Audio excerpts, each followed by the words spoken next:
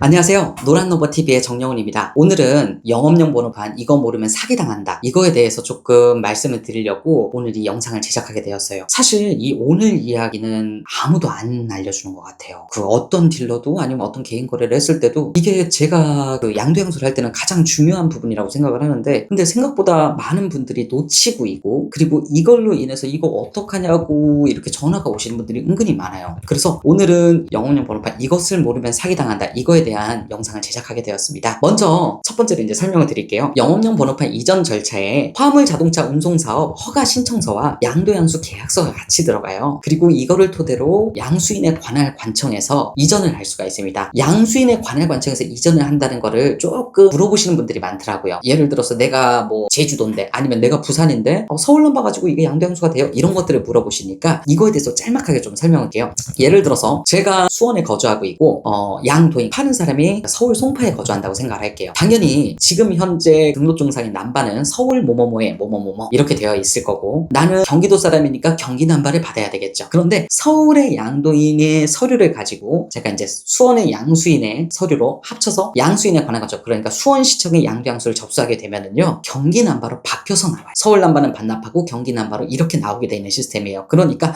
어느 지역에 있든 상관이 없이 어떤 남바를 가져와도 내 관할 구역이 인천이면 인천 남바, 경기도면 경기 남바, 서울이면 서울 남바, 뭐 세종이면 세종 남바, 뭐 천안이면은 충남 남바, 이런 식으로 나오게 돼 있기 때문에 지금 현재 남바의 지역이 다르더라도 그거는 관련이 없습니다. 새로 교부를 받게 돼 있는 시스템이에요. 이것이 영업용 번호판 시세와 일반 택시 남바의 차이점이에요. 택시 같은 경우는 지역에 한정돼서 양도양수가 돼가지고, 그래서 다들 뭐 지역별로 이게 가격이 다르고 남바 가격이 다르고 이런 얘기를 많이 들으셨을 거예요. 그런데 화물은 그래서 거의 전국 공통이에요. 왜? 어느 지역에 있든 그 양도양수 되면 그쪽 남바로 가기 때문에 그래요. 이게 택시 남바와 화물 남바의 가장 큰 차이점이라고 저는 볼 수 있습니다. 자, 그러면 이전할 때 무엇을 조심해야 되는지 다시 한번 이제 좀 말씀을 드려볼게요. 아까 전에 이전 등록 신청서와 양도양수 계약서, 화물 자동차 운송 사업에 대한 그 서류들을 작성한다고 되어 있는데요. 이 작성 중에 계약서상 문구 중에 되게 중요한 게 있어요. 어떤 게 있냐면 이렇게 말씀드리면 될 것 같아요. 신청서에는 없는데 계약서상에 1조부터 5조, 6조 여기까지 있을 거예요. 근데 그 중에 가장 중요한 게 3조예요. 자, 3조의 내용을 이렇게 보면은요, 양도, 양수, 인가시까지 각종 공과금, 이체를 책임지며 화물자동차 운수사업법 제14조 및 동법 시행규칙 제23조의 규정에 의한 양도, 양수와 관련된 권리 의무를 승계한다. 이 말뜻이 뭐냐면은요, 처분이 있든 뭐에 대해서 모든 그 허가권에 대해서 있던 것들을 모두 승계한다는 거예요. 이게 정말 중요한 게 그거예요. 양도, 양수는 예를 들어서 어떤 사람이 이 양도, 양수 할게요 했을 때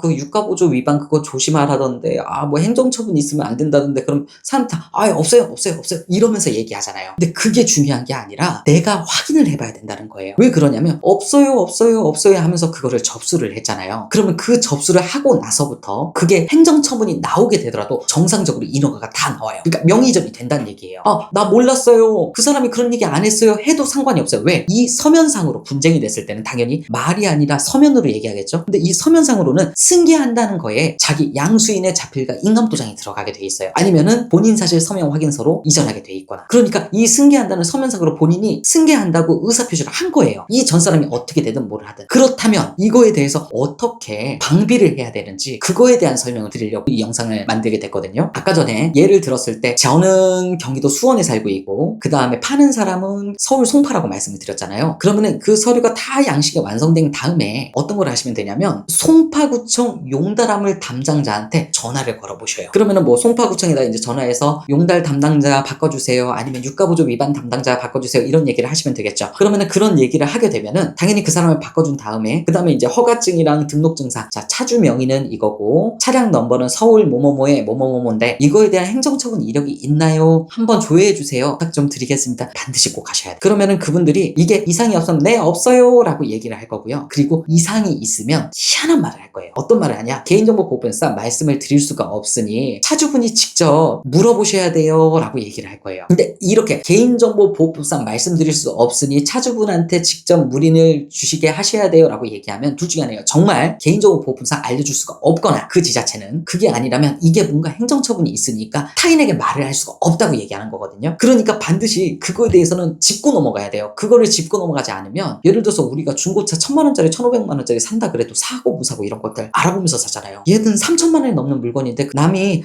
없어요 이렇게 된다고 한다고 없어지는 게 아니에요. 한 번 돌다리도 두드려보고 건너가듯 3천만 원이 넘는 그런 물건이기 때문에 한 번씩은 반드시 꼭 체크를 하시고 그 다음에 이전을 하시는 게 가장 맞다고 생각이 됩니다. 아까 전에 말씀드렸다시피 만약에 양도영수 인허가가 나왔는데 행정처분 위반이 있었어요. 그래도 사기죄가 되지 않아요. 정말 중요한 거예요. 왜? 사기죄가 안 되는 이유가 아까 서면상으로 내가 승계한다고 의사표시를 했기 때문에 그래요. 그러면 그 의사표시를 하기 전에 내가 먼저 어떤 거를 체크할까? 이거는 개인 거래를 하든 딜러 거래를 하든 상관이 없어요. 무조건 하시는 게 좋아요. 뭐 예를 들어서 개인 거래 한다 그러면 양도인이랑 만나게 될 거고요. 그리고 딜러를 한다 그러면은 딜러랑 만나게 되겠죠. 그러면은 적어도 이제 내가 이런 영상을 봤는데 지금 양도인의 관할 관청에다가 그냥 스피커폰으로 한 번만 조회 부탁해주면 안 되냐? 이런 식으로라도 꼭 얘기를 하셔요. 그러면은 뭐 인터넷에 보면은 네이버에 송파 구청 이렇게 치면은 대표번호 나오거든요. 거기에다가 용달함을 담당자 연결해주세요. 아니면 유가보조 위반 담당자 연결해주세요 라고 얘기를 하면은 그 사람들이 연결해준 다음에 아까 전에 말씀드린 거 남바 물어보고 차주 이렇게 얘기하고 행정처분 이력이 있는지 한 번만 조회해 주시면 안 될까요? 이러면서요. 그리고 그게 없다고 하면은 순차적으로 이전하듯이 그렇게 이전을 하시면 됩니다. 제가 드린 말씀은 그거예요. 나중에 있는데 왜 없다 그랬어요? 이런 얘기를 하고 막 이거는 사기예요 이런 걸 얘기하지 말고 내가 한 번만 확인해 보면 돼요. 딜러들은 웬만큼 확인할 거예요. 그래도 뭐 안 하는 사람은 안 할 수가 있겠죠. 누군지는 모르겠죠. 중요한 거는 개인인 경우에는 그런 것들을 아는데도 모른 척하는 경우도 있고요. 그 다음에 두 번째는